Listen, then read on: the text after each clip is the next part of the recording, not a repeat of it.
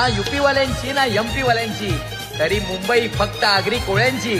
आणि अगदी कोळ्यांची शान असलेली ती टोपी घालून मैदानाच्या आतमध्ये अर्धशतक झळकावण्याचा विक्रम केलाय वहाळच्या प्रयास कोळीनं.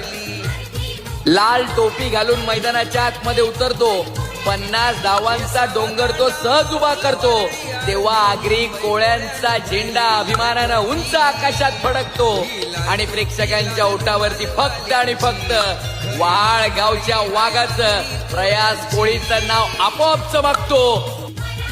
वहाळ गावचा वाघ, मनामध्ये जिद्द, हातामध्ये बॅट, डोक्यावरती आगरी कोळ्यांची शांती लाल टोपी घालून मैदानाच्या आतमध्ये उतरला आणि त्याने मैदानावरती हाहाकार माजवलाय.